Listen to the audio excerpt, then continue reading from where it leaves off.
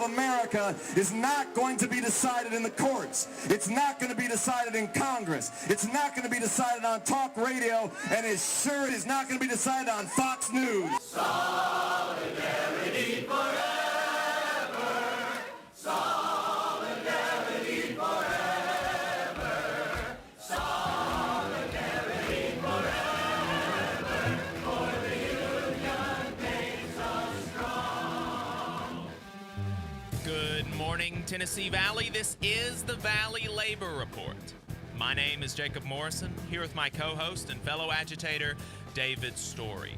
It is Saturday, December 19th, 2020, and we're broadcasting live online and on the radio on WVNN in the Huntsville, Decatur, Athens listening area from Athens, Alabama.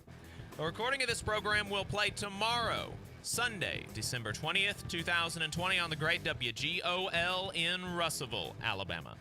Today, we're talking to Magaly Licolli, the executive director of Venceremos, a worker center in Arkansas, or a community center in Arkansas, about a walkout at George's Poultry.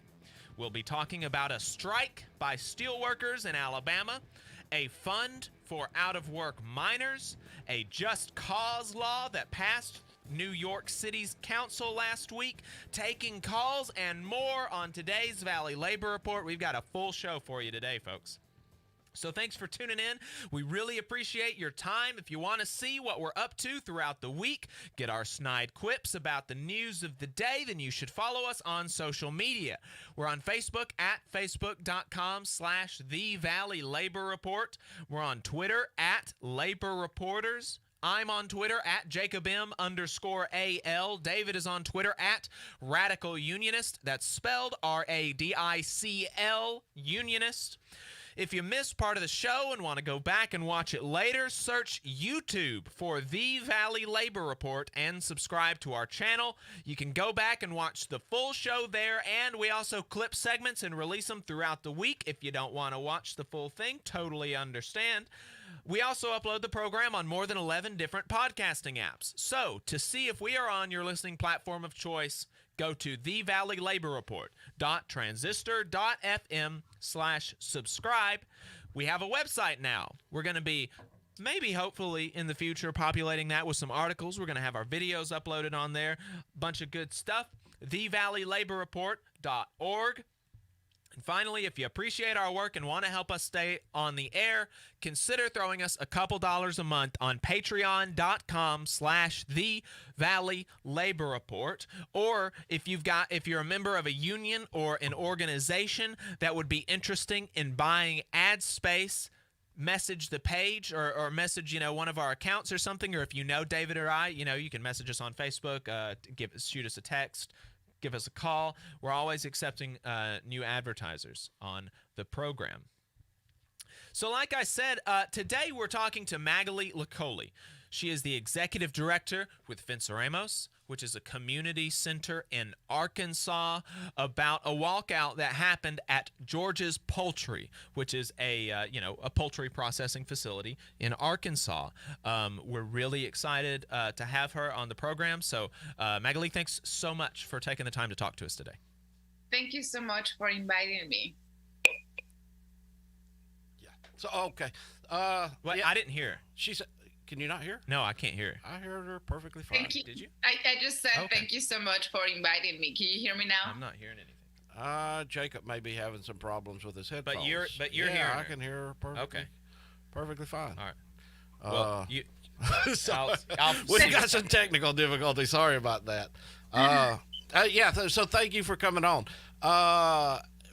We kind of wanted, whenever I reached out to you earlier in the week, I had just read an article in Facing South by one of my favorite writers, and I wanted to reach out and bring you on the show. But then the more I done some research on Venceremos and on you, I thought it was important to discuss first a little bit about your background, because it's very, very interesting how you ended up here and the work that you're doing, how that kind of relates to the work that you're doing. So could you, just by starting out, give us a little bit of information about you and how you came to be in Arkansas? Yes. I am originally from Mexico. I am from a city called León, Guanajuato, which is the city north Mexico City. And my background, I was doing theater since I was 15 years old, and I was pursuing my theater career. And so I also moved to Mexico City prior to move to Arkansas. So in 2004, I moved to Arkansas for a personal reason. And I thought that I was just going to be here for 1 year and return to Mexico to continue doing theater. But, life brings us a lot of surprises. Can you hear me now? Yeah. I think it's just a problem with Jacob's headphones. I don't know what's going on. I don't know what's going on with my headphones either, but you're coming through fine on like YouTube and Facebook, and if he's hearing you through his headphones, presumably on the radio too. So I don't know what the deal is on my end, but yeah, I just wanted to make sure that people are here. My background is theater, and I was doing theater in Mexico City. And so when I moved to Arkansas, I thought I was just going to be here for 1 year, but life brings us a lot of surprises. And I ended up staying in Arkansas. I learned English as my second language, and I still learning. But it's been like 16 years that I am here, and I actually graduated from the University of Arkansas in theater. And so when I graduated, I thought I had to leave because there was not a community theater for myself in Arkansas. But as I said, life brings us a lot of surprises, and I ended up working at the community clinic in Springdale, 2 blocks from one of the biggest poultry plants, Tyson poultry plants. And so I was there helping the patients getting enrolled into a sort of healthcare. And I ended up meeting a lot of poultry workers that don't have access or easy access to healthcare. And so they come to this community clinic to receive help. And through working in that job, I heard horrible stories about how these workers were not able to return to work. And that was because they were working in these processing plants. And to me, every time that I heard a story that it was about like these workers are injured for life, disabled, not being able to work anywhere else, and just trying to make their end meet and to survive pretty much. And so to me, I realized that I am an immigrant woman, and I have faced a lot of racism, but knowing how these workers were treated, it was about like, we need to do something about that. I need to use my privilege that I've gained through being in this country, learning English and having a degree now. I needed to use my privilege to uplift the voices of these workers that nobody really wanted to talk about it. When I learned about these practices, I also learned that a community was silenced towards these injustices because Tyson Foods is headquartered in Springdale, Arkansas. And they have a lot of power in the community, in the politics. And so it's not likely that people are going to be talking against the company that is providing some types of funding, you know? Yep. And so it was a taboo, really talking about these issues. And to me, I took it like, no, we need to change this because this is creating a cycle of poverty. And we're like, workers can no longer work at 50, at the age of 50 or 40, you know, depending on the accident that they had at the plant.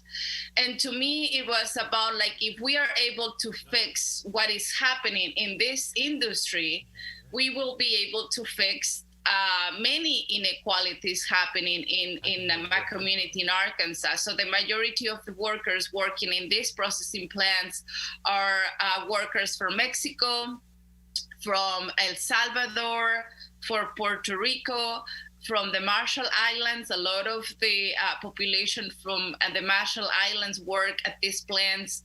And right now there is also changing demographics more in the South Arkansas. They're bringing a lot of refugees to work in this industry. So that's how I ended up working because to me it was like, okay, I am angry, but now what are the solutions? So I am also the co-founder of IWW chapter here in the Northwest Arkansas, and I was just trying to bring myself into labor, like trying to learn how to organize. And so I also learned that I could use art, and I could use theater, and I could use that type of popular education to bring that workers to fight together. And so it's been working. It's been really wonderful how workers are taking into their own organizing skills, popular education, to bring or to grow consciousness, not only among themselves, but because they also, to me, organizing poultry workers, it's been also a healing process, that most of these workers believe themselves that they don't have any value because for decades, these companies have dehumanizing them. And so it's also a part of healing, that these workers need also to believe that they are powerful and that they have a voice and that they need to fight, unfortunately, because this should be granted already, but we need to fight to have our dignity and humanity back. Yeah, that's an amazing intro. We've got about 30 seconds left, so I'll kind of wrap up this segment, and then we'll bring you back on for the next and talk about Venceremos and exactly what they're doing. To lead out, though, it's really amazing that you, as a female immigrant from Leon, is talking about your privilege, and that really speaks a lot to what you're doing on the ground there, and the fact that generally speaking, females are the least privileged, and certainly immigrants are even more of the least privileged in our communities. So I think that's wonderful. Folks, you're listening to the Valley Labor Report. You'll be right back. Thank you, Jacob. Yep.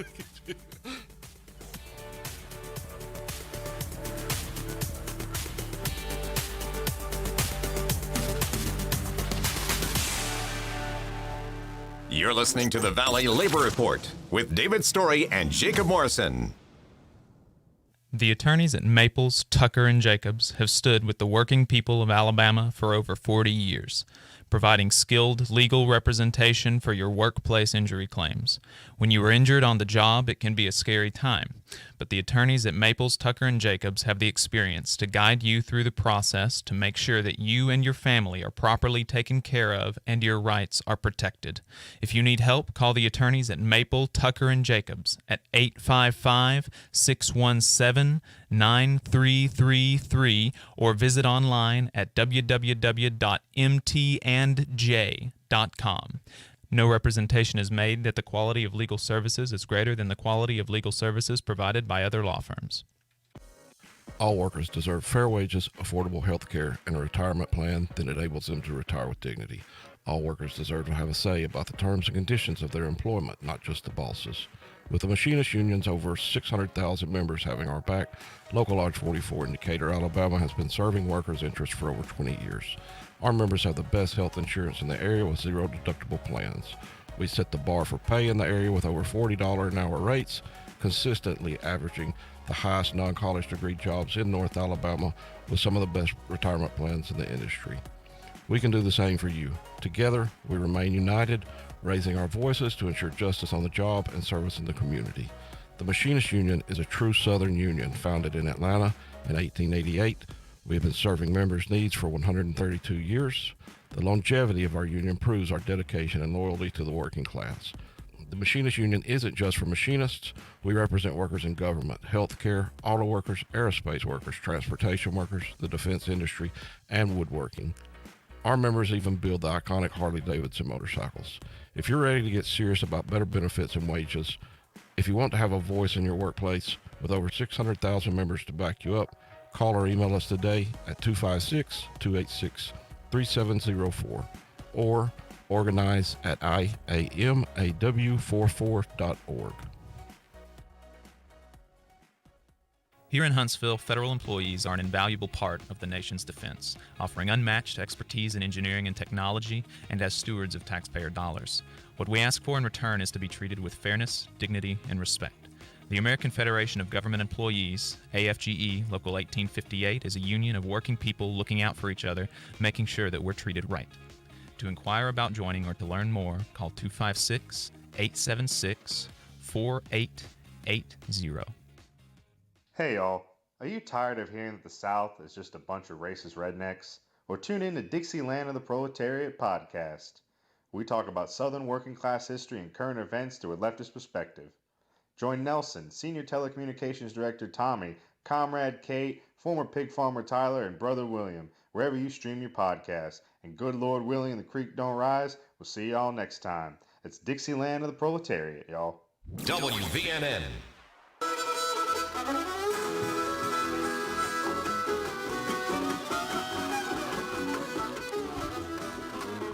All right, folks, welcome back to the Valley Labor Report. My name is Jacob Morrison. My co-host is David Story. On the line, we're talking with Magaly Licolli. She is the executive director of Venceremos. She was just talking to us about some of her background in the medical field and what she had been doing and what kind of sparked her interest in labor and brought her to found Venceremos.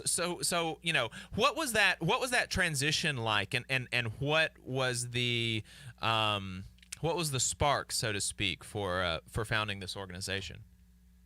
So yeah, we prior to this job, I was the executive director of a worker justice center in the Northwest Arkansas, and as I said, to me, the issue of the poultry workers was so big that we thought that we needed to focus an organization to secure the human rights of poultry workers. And it's been a journey because this organization has been built by poultry workers, and also there are women poultry workers from different plants. And so we believe that the people directly affected should be leading their work, should be the ones that make the decisions and how to move forward. They need to be involved. We need to develop their leadership because it's often believed that especially I'm talking about in these communities, you know, there is a lot of activism going on, but it's also very like saviorism, you know, the idea of like we need to save them, and really it's not about that. Or this idea that these people, we are the voice of the workers. You know, I always said no, they have their own voices. They are beautiful. They are powerful. They just need to be heard. You know, and so we need to create the spaces or where they can be heard and they can grow their leadership and that they can own their own fight. And so to me, it's been a journey also working and learning. I also said, I am not teaching them. We are all teaching each other because we all bring knowledge. We all bring experiences into our work. And so it's been really beautiful to build Venceremos with those principles, with those values, you know, that workers, the only way to change the situation is if workers themselves empower themselves and also they lead their own work. And so that's how Venceremos is really a space for workers to fight. And so we co-funded this organization. We launched it in October 1st, 2019. The group of women leading the Venceremos had been women who've been organizing over 5 years together with myself.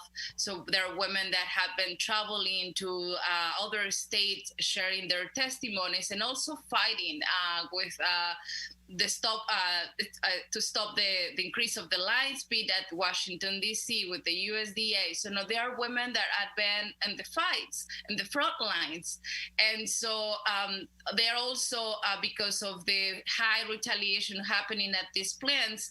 We need to secure the identity. So whenever we're ready, they're gonna come out. But right now, I've been the spokesperson with them. But as I said, it's decision making. I never make decisions by myself. It's always like a group decision making, and that's what we've been organizing this year with the pandemic. The issues were long before the pandemic, but now the issues were obviously really hard, and so we had to keep organizing despite of the obstacles that we were facing and that we are facing right now. Right. And something that David mentioned to me about Venceremos that was really interesting and that he really liked was that y'all don't take any corporate funding, and that every other nonprofit in Arkansas is partially funded by Tyson. It's basically being bought off. I mean, it's crazy.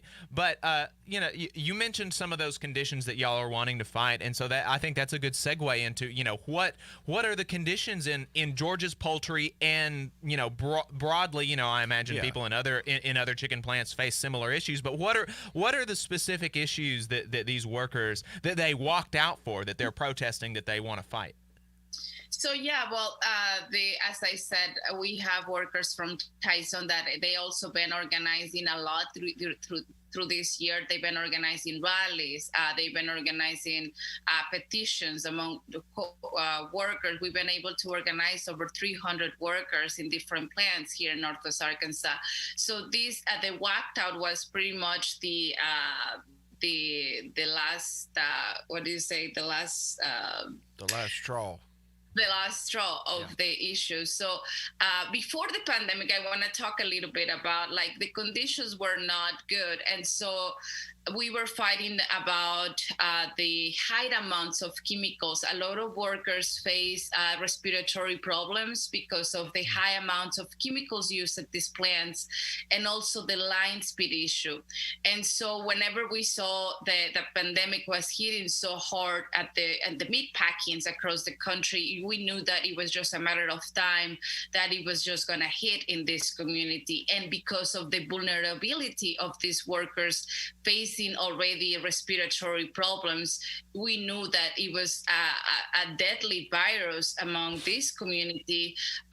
And so we began organizing about at the beginning of the pandemic, in March, in the country began early this year, but whenever we saw the outbreaks happening in other meat packing plants or in other meat packing across the country, it was around March, April.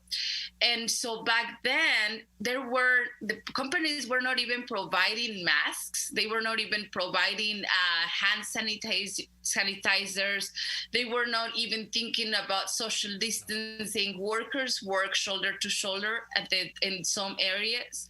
And so it was fighting for the most basics, And so we began organizing worker petitions and organizing rallies, exposing the issue to prevent many of the tragedy that we've been facing. We were exposing that early April.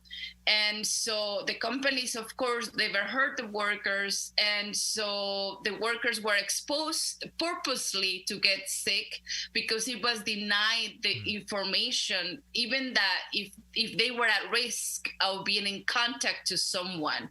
They stopped doing contact tracing in the poultry plants. And I'm talking that it's not only in the plants in Arkansas.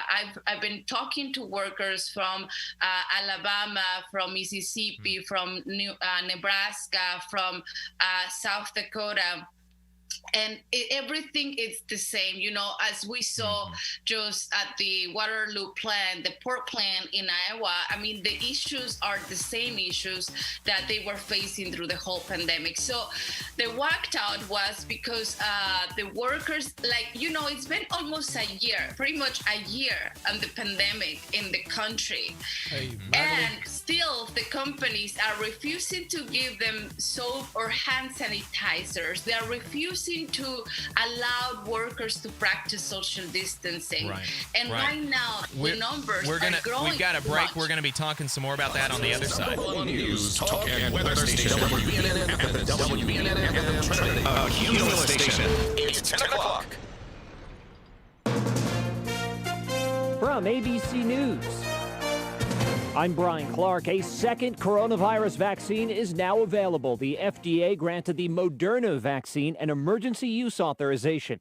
ABC's Gio Benitez is in Mississippi with more on the logistical challenge of getting more vaccines out to the public. Moderna will use pharmaceutical distributor McKesson in Mississippi to move 5.9 million doses of the vaccine across the country. General Gustav Perna, the head of Operation Warp Speed, is apologizing this morning for what he called a miscommunication, as some governors say they're getting fewer doses to their states than they thought. I want to make sure that we are 100% committed to fair and equitable distribution to everybody in the United States of America. And I give you my personal word, that is what I'm driving to. There are over 114,000 people hospitalized right now. The last week was the deadliest in this country since the pandemic began. Shelton Pope in North Carolina lost both of his parents days apart. You always have thoughts about, losing a parent. You dread that day, and then here we are. We lost both of them. On Capitol Hill, talks are continuing on an economic relief package. Lawmakers are still at odds over a roughly $900 billion relief package. It would include $600 in direct payments for millions of Americans, plus $300 weekly federal unemployment benefits. Secretary of State Mike Pompeo said Russia was pretty clearly behind the cyber attack that targeted U.S. government agencies. Microsoft President Brad Smith explains how it happened. What the attacker did was put malware into the legitimate software of a network management company, and then when that company distributed updates, it literally went to 18,000 or so customers all around the world. Russia has denied any involvement. You're listening to ABC News. They're knocking on the door. They're calling your phone. It's your bad credit. It's chasing you, and it won't leave you alone.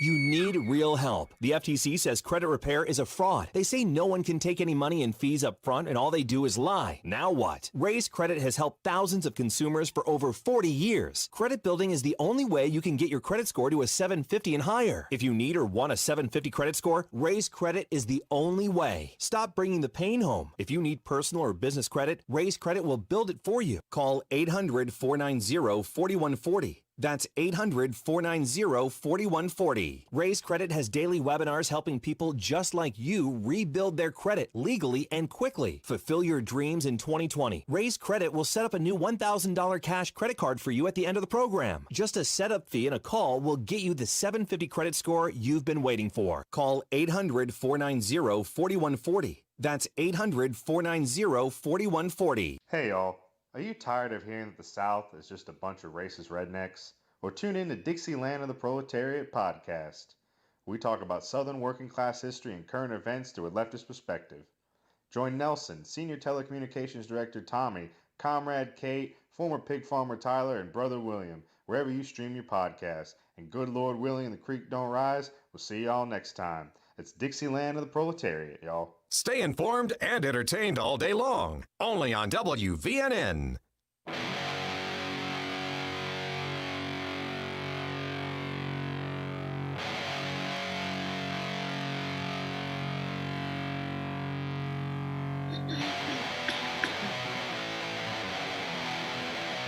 Let's go!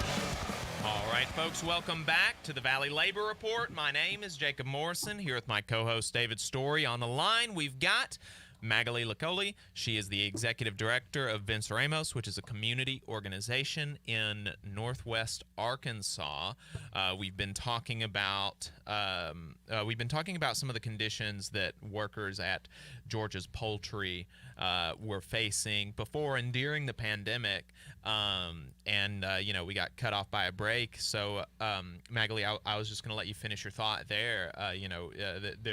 I'm sure there's plenty more to say about the conditions that these folks are facing. And that was something I was talking to Jacob about in the commercial break. If you could, because here's the thing, is most of us do not realize what is going on in these facilities. I mean, for certain, we seen the article about a month ago about the Tyson managers running a betting pool on how many employees would become sick, hiding the COVID from the sick employees that were showing up, hiding them from the other employees.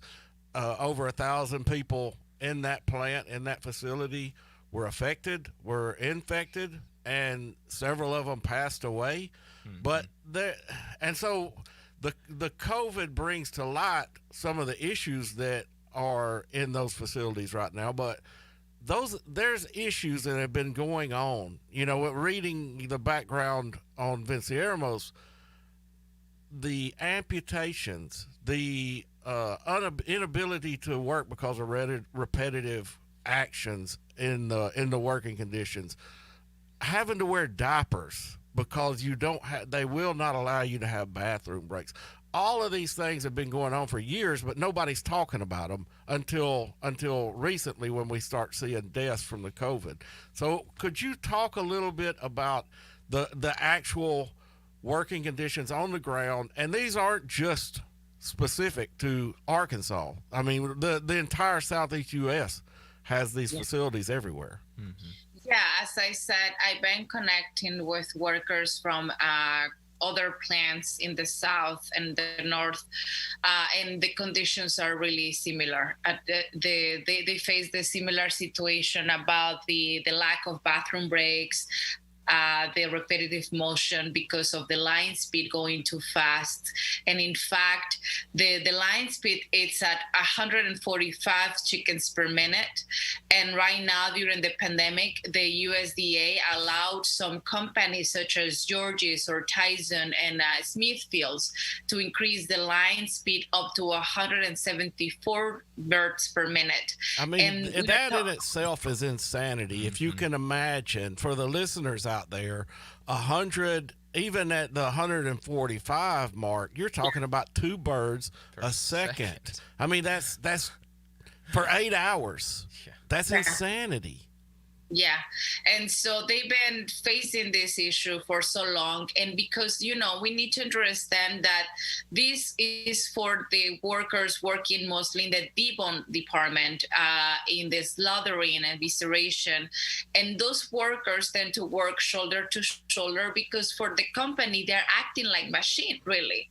And so if they're acting like machine, they need to be all synchronized, the same breaks, the same bathroom breaks, which if the line needs to stop everything at the same time, and that's where workers are allowed to go to the bathroom, but really they are not given enough time to even remove their protective gear because they give them like 12 minutes, 10 minutes to go to the bathroom. And also this company for years has been working on this punitive point system. If they do a mistake, if they come in late after the breaks or come 1 minute late, they will get a disciplinary point system. If they reach up to 13 points, they're going to be fired. They'll even get points for going to the doctor. So workers are used to come to work while sick. And that's precisely what happened during the pandemic when these companies were incentivizing workers for coming in sick. Like Tyson was giving $500 in bonuses to workers if they didn't miss any day of work. That was the condition. And so obviously they were incentivizing workers to come in sick, and they knew what they were doing. And so that's precisely what happened at the poultry at the Georges plant. Obviously, Georges is a private company, and they don't care. We've been trying to talk to them. We've been trying to do launching campaigns for people to target the CEO, and they don't care. So that's why it's so important that workers during the pandemic, it was clearly that the government were not caring for these workers. The companies were not caring for these workers. They still don't care for these workers. And that's why we need worker organizing. Workers need to stand up. They need to fight and to defend their rights to exist, because many workers have died, many workers are sick, many workers have long-term effects after having COVID-19. Like this case of these workers, he only has 55% of lung capacity. He cannot go back to work. He's about to lose his house because he doesn't have a ways to pay the bills, the rent. And so this is what is happening right now. It's not only how these companies are treating them or the health issues, it's also the financial situation that the essential workers are going through this pandemic. At the beginning of this pandemic, they were called the heroes. They were called that they need to keep working and that the plants need to remain open because they need to supply the food supply for the nation. We really learned that they were exporting meat to China, to other countries during the pandemic. And so they were sacrificed for the sake of profit. It was never to save the food supply of the nation as they made people believed. Yeah, that's right. That's quite amazing. It was all performative. I mean, here's the thing: is we're talking about this like this is past tense. Right. This is not it's still past going tense. on. This is still going on today. And and I saw this. I can't even remember who it was. It was Charles Payne. He's some Fox News contributor, and he was riffing on Time's choice for Person of the Year being Joe Biden and Kamala Harris, which, whatever. That's a silly choice for Person of the Year. But he goes on about how no, the actual Person of the Year is EMTs, it's cashiers, it's grocery workers, it's chicken plant workers. And this guy goes on rants against progressive taxation, against against subsidies for these workers, against higher minimum wages, against protections for these workers. He's been for liability protections that would make these workers unable to sue the companies that are doing this to them. And he's going on this performative rant about how, oh no, I don't think Joe Biden deserves it. I think the chicken plant workers deserve it. Give me a break. Yeah. So, Magaly, could you talk about a little bit about, because here the thing is like I was telling Jacob in one of the breaks, Venceremos is not publicly not privately funded as far as like what we see corporate funded, like what we see a lot of the other nonprofits. And that's very important, I think, because it allows you to continue speaking truth to power and in your area and wherever that may be. How can people help Venceremos? Because everything you're doing is right. Everything that you said, as far as the saviors coming in, as far as the worker, building the worker power and the workers standing up for themselves, building those committees, everything that you're doing is exactly on point the way it should be done. But I'm certain that as a nonprofit in Arkansas, but the same with all of the nonprofits in the South, everybody's struggling. How can people help Venceremos help those workers in the field? Yeah, people can help by donating to Venceremos and to follow the work of Venceremos and support the work of Venceremos, and inviting us to these spaces help us also spread the word, and also encourage other workers to do the same, to keep organizing. And so, the work of Venceremos, it's crucial because I always said that if you don't know where to go, people are going to tell you where to go. Yeah. And if you don't know where to go, they're going to give you the money with the condition that you do whatever they want you to do. But when you know where to go, you are going to accept only money that will benefit your goal, your objectives. And so that's why we are very hard on this. We cannot negotiate that. We know where we're going. And so, and also it's inspiring because this fight is inspiring people to contribute, to help us to build this community power that is so needed in a place where they've been isolated, where they've been shut down because these companies have so much presence. And I also said, fighting in the patio of Tyson Food is not easy, but we are doing it. And so we need lots of support by donating through Venceremos. They can also find us on Facebook, Venceremos Arkansas, and there is the link of donation. They can donate any amount is needed, really, because we are doing such an amazing job in building the workers' power and bringing workers to be the leaders and to lead this fight. Because, we also educating people and allies to how to be better allies and supportives. Yeah. And when we talk about the least among these, Venceremos is helping the least among us. And I think it's important to point out, a lot of people may not know Venceremos, or a lot of the Spanish speaking or English speaking people may not know Venceremos means we will overcome. So that's that. a good tribute to what you're doing out there in Arkansas. Yeah. Magaly, thank you so much for taking the time to talk to us. We really appreciate it. Encourage folks to go and find Venceremos on Facebook and on the internet and donate to them if they've got the means. Magaly, thank you so much. I think that this has been really informative, and you've really helped us kind of get a better understanding of what these workers are going through. Thanks again. And folks, you're listening to the Valley Labor Report. We will be right back after this break.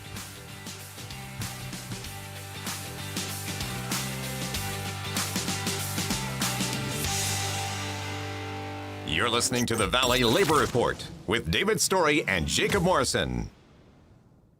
The attorneys at Maples, Tucker, and Jacobs have stood with the working people of Alabama for over 40 years, providing skilled legal representation for your workplace injury claims.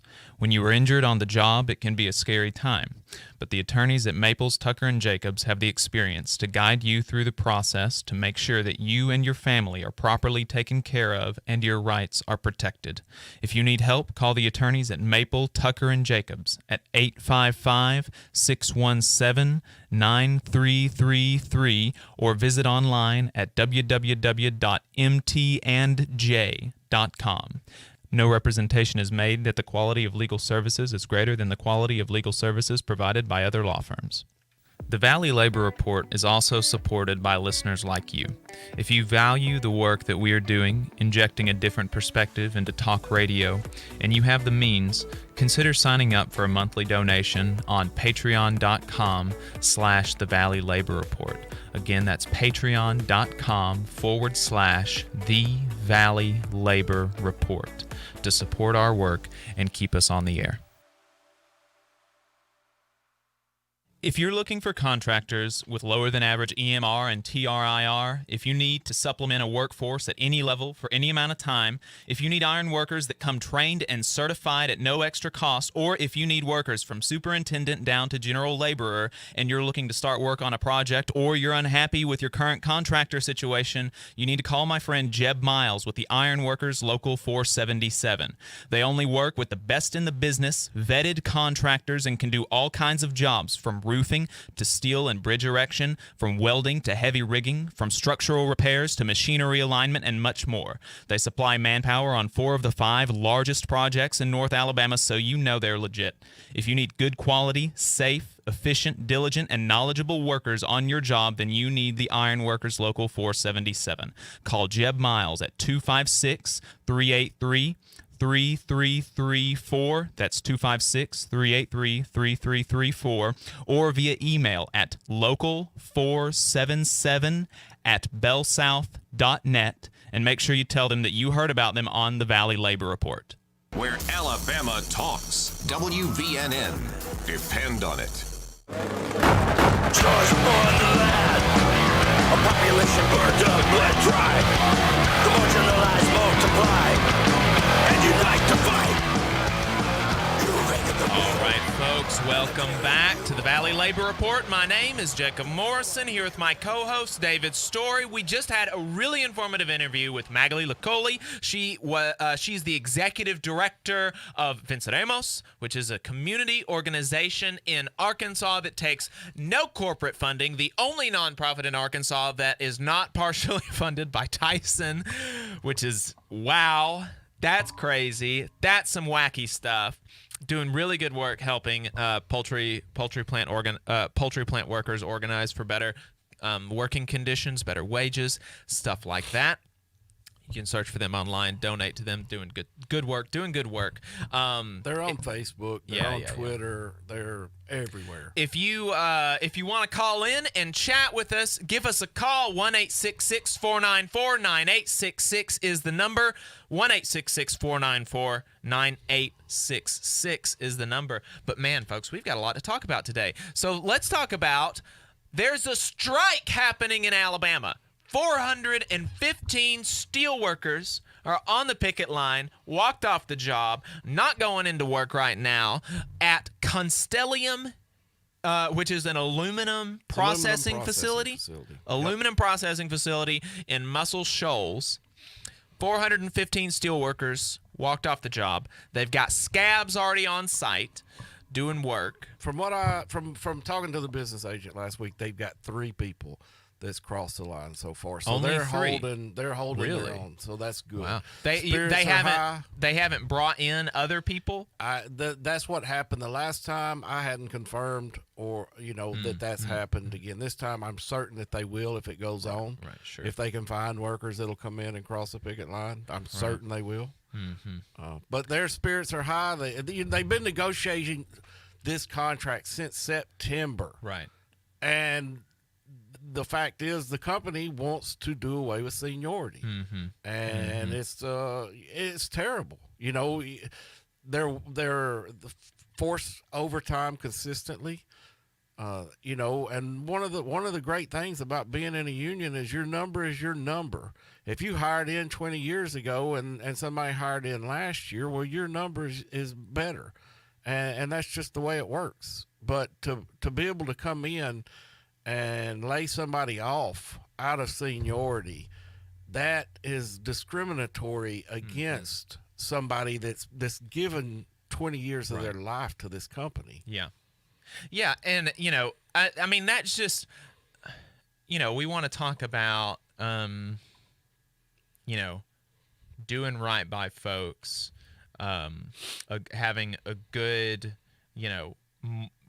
moving about the world in a moral way. If somebody gives 20 years, 30 years, 40 years of their life to a company, they deserve some, they deserve extra consideration. They deserve everything. Yeah.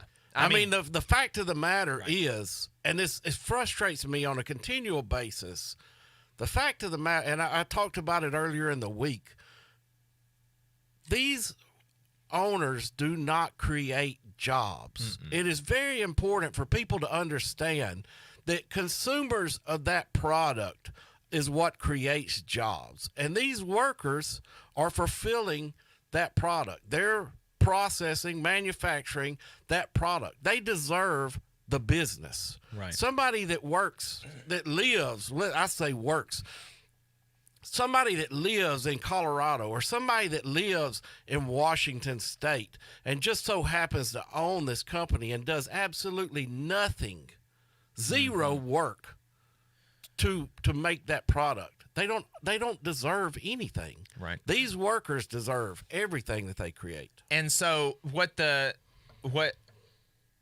workers, the big sticking point is that the company is trying to completely erase seniority provisions in their next contract. Yeah. Completely do away with seniority. No consideration for somebody that has given the best years of their life, looking towards retirement, they've got grandkids, they're looking towards retirement, given the best years of their life to this company. No consideration for seniority. That's what the company is asking for. And in addition to that, though, which is something I didn't realize, but that I saw on Payday reported this out, and Bloomberg. Don't give him any. And Bloomberg did some reporting on this. The company is also trying to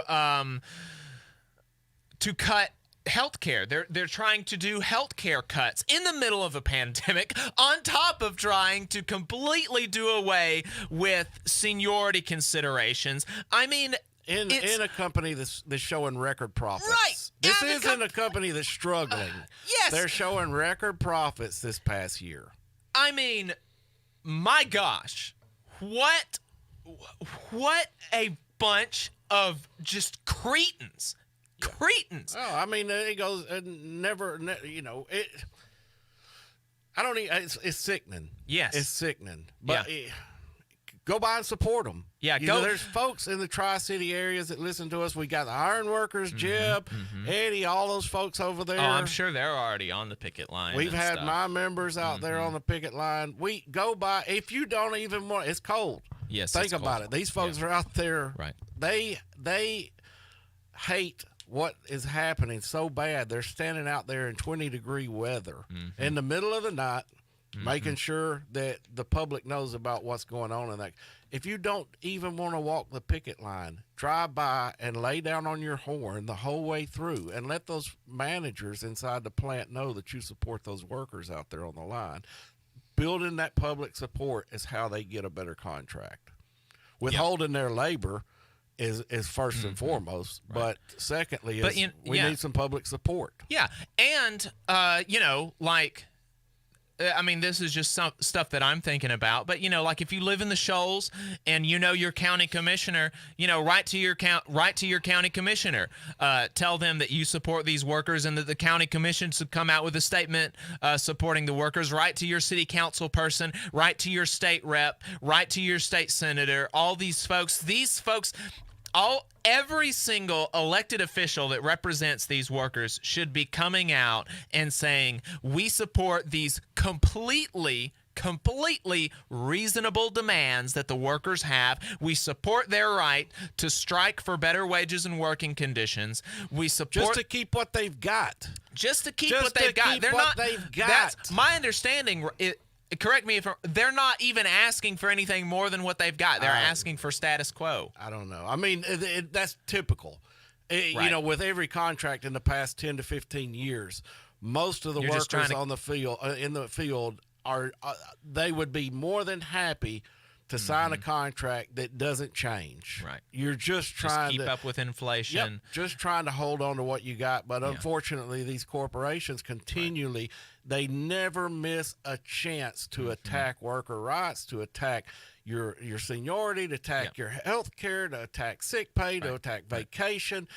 Every chance they get, they try to take something away. Right. And seriously, every elected official that represents these workers should be coming out with a statement saying that they support them, especially the conservative free market folks that don't want to legislate better pay and working conditions, which is something that we're going to be talking about later in the show when we get to New York's Just Cause law that just passed.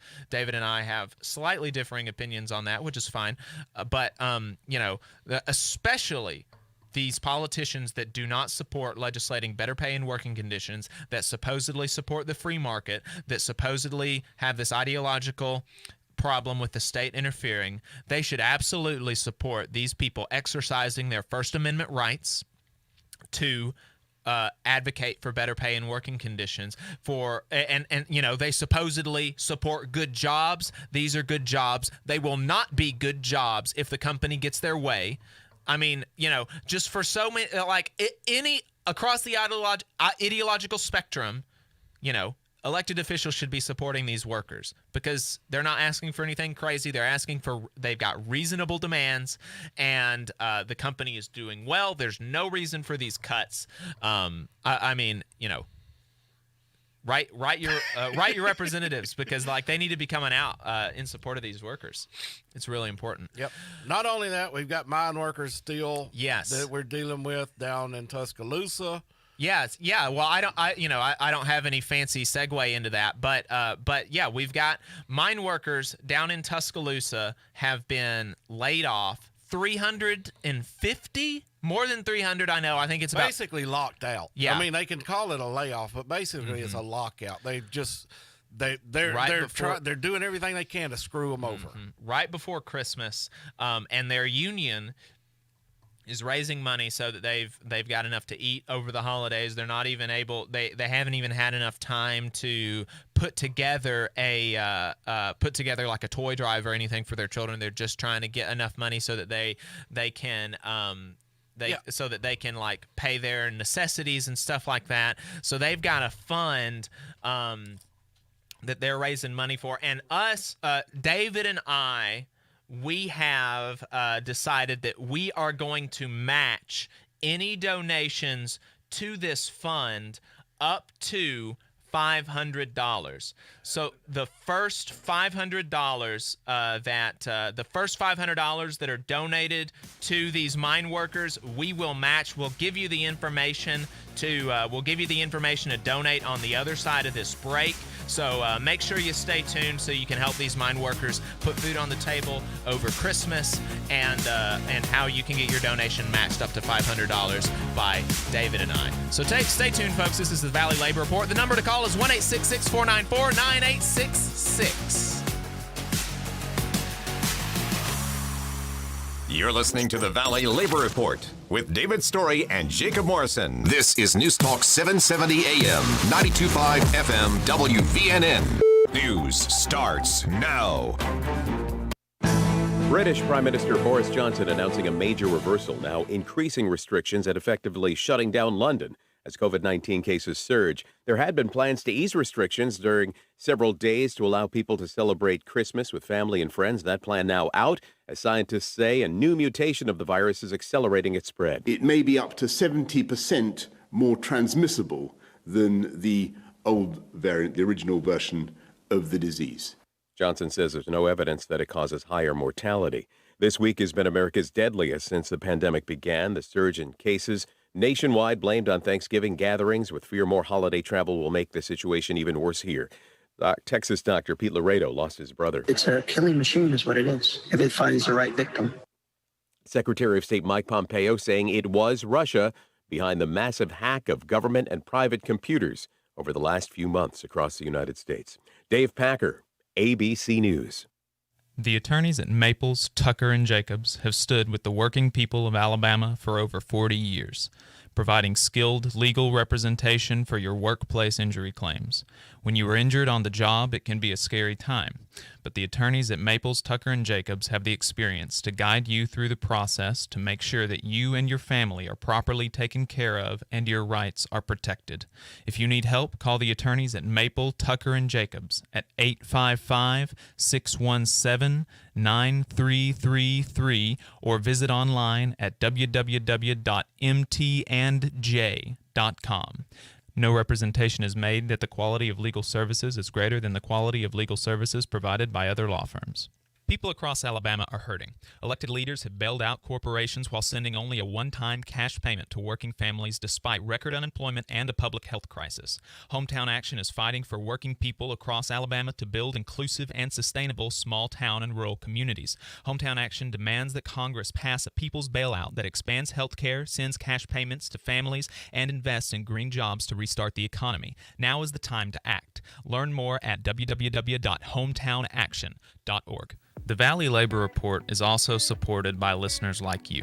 If you value the work that we are doing, injecting a different perspective into talk radio, and you have the means, consider signing up for a monthly donation on patreon.com/The Valley Labor Report. Again, that's patreon.com/The Valley Labor Report to support our work and keep us on the air. The Dale Jackson Show, a safe space for terrible people. Weekdays, 7 to 11 a.m., only on WVNN. WVNN.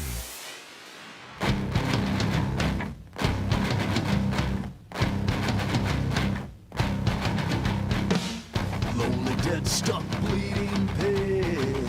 Lonely ditch, I choose to dead. All right, folks, welcome back to the Valley Labor Report. My name is Jacob Morrison, here with my co-host, David Story. We're talking about... Hey, if we could, right before we jump into that, because this just pisses me off. We had a caller call in right before the break that said, what are we going to do when Biden opens up the border? And I did just a real quick Google on Pew Research, which is a fairly right-wing leaning research think tank. Pulls up the numbers. In 2009 under Obama, 297,000 ICE arrests. In 2016, 110,000 ICE arrests. So under Obama, we've seen 297,000 ICE arrests. Under Trump, we've seen 110,000, less than half arrests at the border. So when you start calling in, talking about this reactionary horse crap, get your numbers right, okay? Biden served under Obama, who was called the deporter-in-chief for a reason. Friggin' idiots. Yeah, I mean,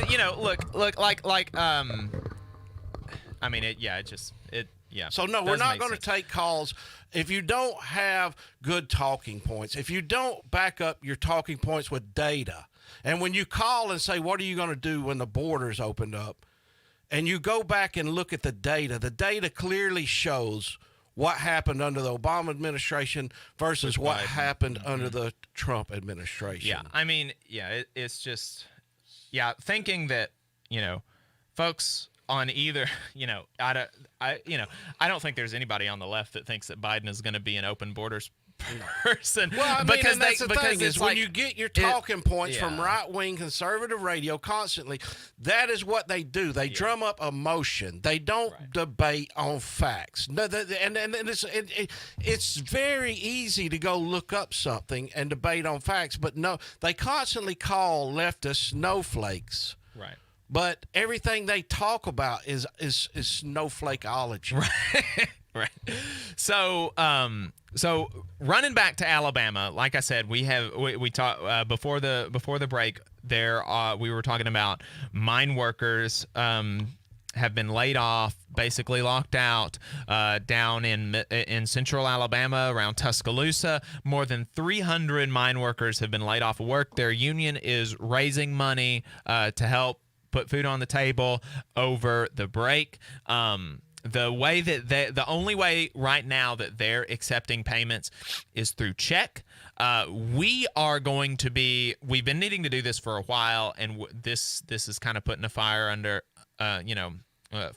us to get this done. But we're going to be trying to set up a Venmo and a PayPal so that people can electronically transfer money to us, and then we can write the check to them. So make sure that you're following us on Facebook. Throwing me under the bus here because I'm dragging my feet on setting this stuff up. Hey, no, I mean, look, I could do it too. If I, but I haven't yet. Both of us are capable of doing that. We just haven't gotten it done yet. We're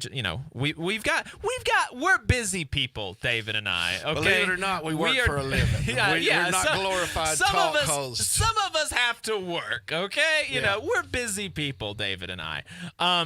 But at some point this week, we're going to be setting up a Venmo and a PayPal, and you can transfer money to us, and then we will donate that money to matching money.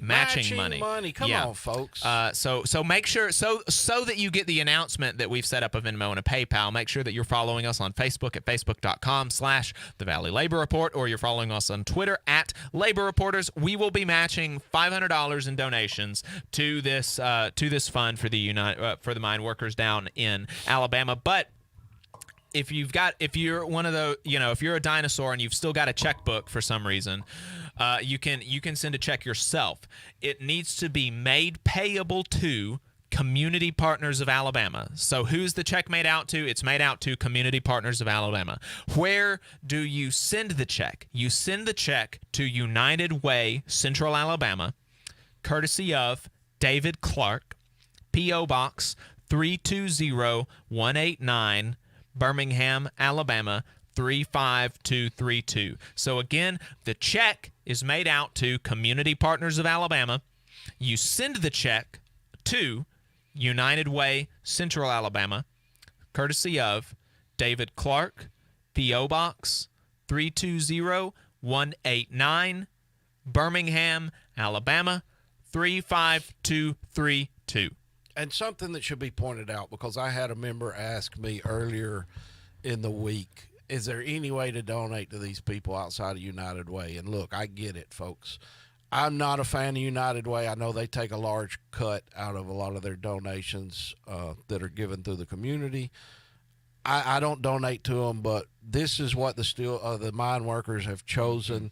It's my understanding that 100% of these funds will be going to those mine workers. They won't be taking out a portion of that. Okay. So if you're concerned about United Way, as a lot of people are, know that 100% of that money is going to those workers. They're not taking a cutout. Is Community Partners of Alabama, is that a United Way thing? It's working through United Way. That's all. Gotcha. So I don't know all the details. I just know one of the members come up to me and he expressed concern, and I fully support his concern, because I'm not very happy with when you've got CEOs United Way making millions of dollars a year. I'm more aligned with the Salvation Army that pays their CEOs a respectable amount, and the rest of it goes to help the community. Right. We shouldn't be profiting off the backs of the suffering.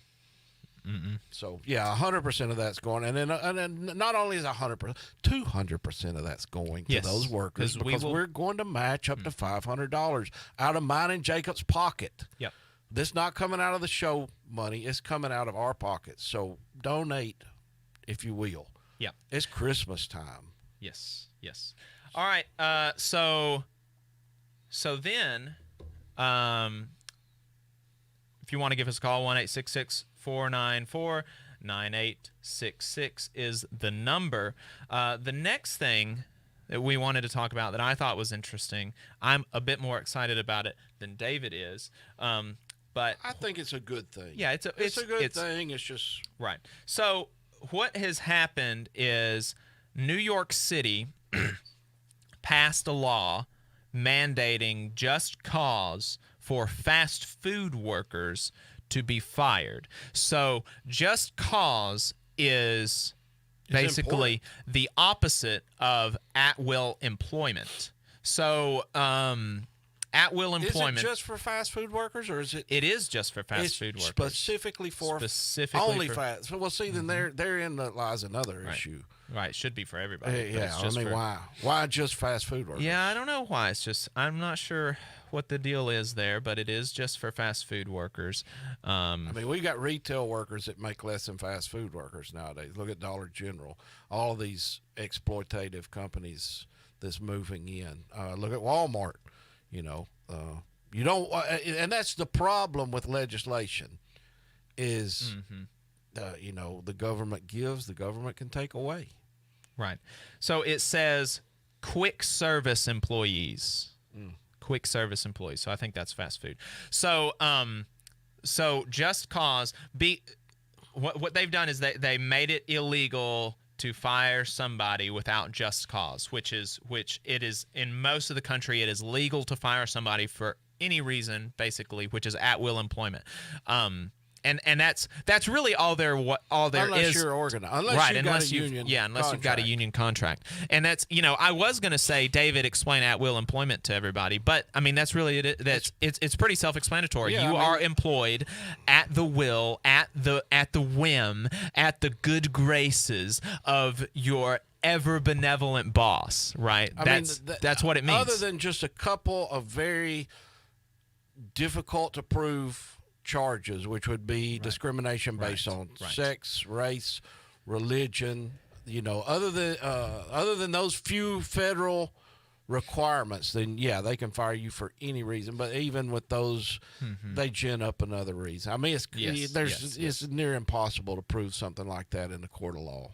Right, because you could know, it could be obvious through personal interactions that a person is firing you because you're black or because you're gay or because you're 65 years old or something like that.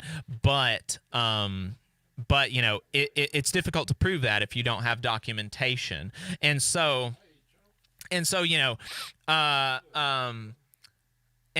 this is across the country. If you've got a union contract, that's one of the first things that union contracts get rid of is this at-will employment. They make it mandatory that employers show just cause for you to be fired. So here's what the legislation does. Here's what I'm going to explain what the legislation does, and then on the other side of the break, because we're coming up on a break here in we've got a little bit. We've got about 4 minutes. This legislation limits employee probationary periods to 30 days.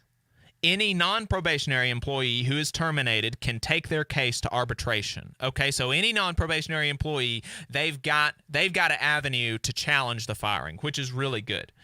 It explicitly outlines several tests for just cause and states that discipline issued more than a year before termination cannot be counted towards progressive discipline, right? So, you get like a reset every year. If you're disciplined in a year and then a year later they fire you, that first discipline cannot be counted towards progressive discipline, which is good. The company has to promptly provide a written explanation to any terminated fast food employee upon their being terminated, and, quote, an arbiter may not consider any reasons not included in such written explanation. So the employer has to write down why they're firing the employee, and if the employee chooses to challenge the firing, the arbitrator cannot look at any reasons outside of that written explanation. That's good stuff. Employees terminated without just cause are to be made whole by being reinstated and being paid back pay. So that is some really, really good stuff.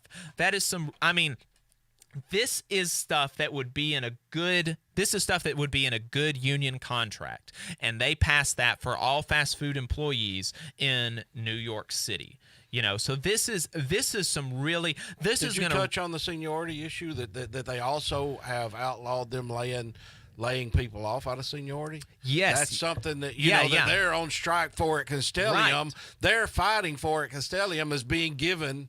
Right. Well, I say giving. I'm sure that there's been lots of organizing happening around this. This didn't come out of nowhere. Of course, there have been fast food workers in New York City fighting for this. I thought that was important to bring up because New York is doing something that these workers are actually on the street fighting for. Right. So this is so David and I I really don't think the disagreement here is that large between David and I. I'm just not a fan of legislation. Right. So the what has happened is good, but it's sustained. Here's the thing, in my opinion, it is more sustainable if workers fight for these rights themselves, other than the legislature coming in. And I think what the legislature is doing is great, but it goes back to the same thing with the ACA. The whole reason that I'm not a big supporter of M4A is because it's a constant battle to keep these legislation enacted, because when the next group comes in, they can just as easily as it was signed into law, take it away. Right. And then, and it speaks of Venceremos building worker power. Right. It's not quick. It's not easy. No. But it gets you a lot more it builds the power that's needed to sustain that. Yeah. It builds the power that it's needed to sustain that. It builds experience among the workers so that they can do this themselves. There's lots of good reasons to support unionization, but in absence of that, this is some really good stuff. It'll really help workers in New York City. Folks, this is the Valley Labor Report. We'll be right back. You're listening to the Valley Labor Report with David Story and Jacob Morrison. The Valley Labor Report is also supported by listeners like you. If you value the work that we are doing, injecting a different perspective into talk radio, and you have the means, consider signing up for a monthly donation on patreon.com/The Valley Labor Report. Again, that's patreon.com/The Valley Labor Report to support our work and keep us on the air. People across Alabama are hurting. Elected leaders have bailed out corporations while sending only a one-time cash payment to working families despite record unemployment and a public health crisis. Hometown Action is fighting for working people across Alabama to build inclusive and sustainable small town and rural communities. Hometown Action demands that Congress pass a people's bailout that expands health care, sends cash payments to families, and invests in green jobs to restart the economy. Now is the time to act. Learn more at www.hometownaction.org. The American Federation of Government Employees, AFGE Local 1858, believes all workers are entitled to fairness, dignity, and respect. AFGE also knows that the best way to guarantee proper treatment is for workers to stand together, united, looking out for each other. In AFGE, we fight for workers every day to ensure a workplace that is safe and free from harassment. If you're a federal employee and want to be a part of this union, to protect yourself and your fellow workers, call 256-876-4880. The attorneys at Maples, Tucker, and Jacobs have stood with the working people of Alabama for over 40 years, providing skilled legal representation for your workplace injury claims. When you are injured on the job, it can be a scary time, but the attorneys at Maples, Tucker, and Jacobs have the experience to guide you through the process to make sure that you and your family are properly taken care of and your rights are protected. If you need help, call the attorneys at Maple, Tucker, and Jacobs at 855-617-9333 or visit online at www.mtandj.com. No representation is made that the quality of legal services is greater than the quality of legal services provided by other law firms. WVNN. Depend on it.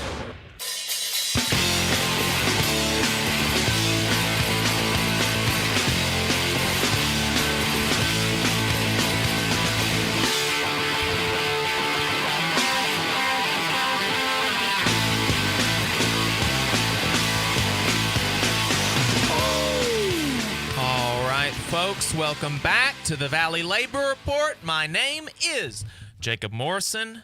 My co-host is David Story. We've had a pretty full show for you today. Covered a bunch of topics. We've been talking about this just cause law that was passed in New York City for fast food workers. It has codified seniority provisions. You know, you've got to look at seniority when you think about layoffs, when you're thinking about layoffs that are not like disciplinary actions, but they're like budget mandated, basically. You know, like you're running in the red and you got to lay somebody off. You got to look at seniority. You can't just fire somebody that's been there for 30 years because you want to have somebody in the job that's new so you can pay them less. You can't do that anymore in New York City in fast food restaurants. There's mandatory arbitration or mandatory ability to arbitrate in the law if you're a non-probationary employee. Probationary periods are limited to 30 days.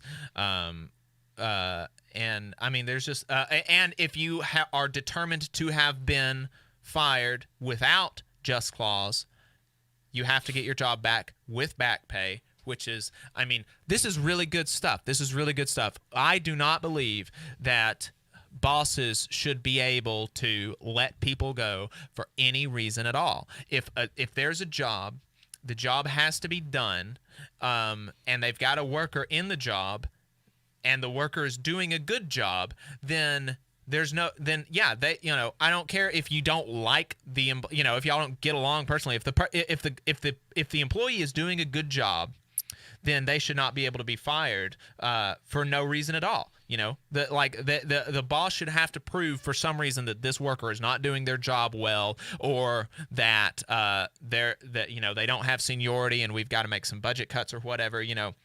There ought to be some worker protections. But now this is where, and David and I both agree. But it is much better. David and I both agree on this. It is much better to get these provisions through a union contract than it is through legislation, because it is more permanent. You are better able to keep it up. It builds, getting it through a union contract builds worker experience, so you can fight for more or fight to keep what you've got. It's more autonomous rather than, and of course in New York City, fast food workers have been organizing for this and agitating the city council for this for a long time, no doubt. And we do not want to, by any stretch, discount the organizing that has happened there. No, they've been. I mean, Unite Here and of groups course. like that have been fighting on the ground for years. Absolutely, of course. But we need to build it through worker solidarity. Right. That's basically the crux of my argument. Right. Is legislation is not good. Worker solidarity, worker power is good, because when you maintain that worker power and build that worker solidarity, you get more. Yes, you don't get just more, and get what you want, and you don't have to rely on the government. That's a really good thing about unions and unionization and grassroots worker organizing, is that if you do it right, you can win without having to get the government on your side. And that's really important. That's really good stuff. And nobody's saying that you should not. I've been extremely supportive of the PRO Act. We need to pass the PRO Act. Nobody's saying we shouldn't be working legislation, but legislation, as my good brother Douglas points out in one of his 5 Fingers video, legislation is the pinky finger. It is it is just a small portion of what we need to build worker power. That's a small portion. We should not rely on it. Right. Solidarity is what we should be relying on. Right.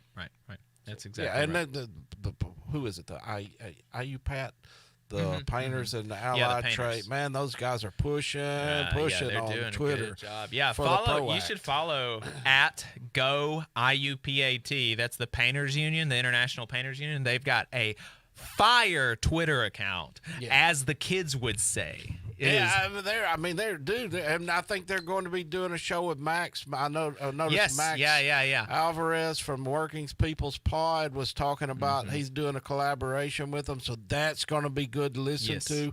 So one other thing that we should probably point out now, that we've been working with the Labor Radio Network, which is a network of all labor podcasters. Some of them are live like we are. Some of them do just strictly podcasts. But there's a tremendous, I think there's like 20 to 20 some odd, roughly 20 people. If you enjoy labor there's 70 shows. Is there that many? There's 70 now? shows in like 5 countries. No. Is it really? Okay. Yeah. Well, there you go. It shows how much I've been paying attention. We've affiliated with them. They're carrying our show. We're going to be doing some promos for them in the upcoming weeks on our show, and some big things are happening. I think we have a good possibility of getting syndicated at some point, nationally syndicated. But what the point is, if you enjoy listening to our show, if you enjoy workers' rights, labor rights issues, you should definitely go look up the Labor Radio Network on Facebook, on Twitter, or they've got a Facebook page, laborradio.net, that you can look up, and it'll have all the shows listed on there, and you can pick your favorite podcast throughout the week to listen to. Yeah, I definitely recommend Working People. It's really good. Max is unbelievable. Yeah, Max Alvarez. We got to get him on the show at some point. He just got on as the editor-in-chief at the Real News Network. Yep. So that's really cool. I'm looking forward to seeing what he does there. And there's a lot of people out there doing much more professional work than we are. We're doing everything we can to make a decent show every Saturday, and people like Joe that's called in, we certainly appreciate him listening. Jeb and all those brothers out there and sisters out there, but there's a lot more out there that is more in depth than we have time to cover on an hour and a half a week. Yeah. Yeah, so folks, we're rounding out the show. Christmas is on Friday. We will be here the day after Christmas. We'll be talking to y'all the day after Christmas. But everybody have a good Christmas. Have a good Festivus if you don't celebrate Christmas. Have a happy New Year. Hanukkah's over, but Hanukkah over? Yeah, Hanukkah's over. I apologize to the Jewish community. I'm not. I've been wishing people happy Hanukkah, happy holidays, but I don't really follow happy that. Chanukah. Yeah. So everybody have happy holidays, Merry Christmas, all that good stuff, and make sure you man the battlefields in the war on Christmas. We want to make sure that we. With just with a minute left, you're gonna start going into that. Yeah. Oh yeah. Brilliant. Brilliant. Yeah. Got to make sure we win that war on Christmas, folks. We don't want people having a good time. Us lefties hate Christmas and all that. No, of course we're kidding. Merry Christmas, happy holidays. I'm looking forward to it. We're gonna be hanging out with just my parents and my sister mainly. We're gonna be visiting my granny social distanced granny visits. Yeah, I think we're actually going to be I think our plan is to sit outside in her carport, and she sits inside and talks to us through a screen or something. I mean, that's good. That's good. If that's great. The important thing is you're taking care of your family. Trying to. Gonna try to. So everybody have a good Christmas, Merry Christmas, Happy Holidays, and we will see you next week.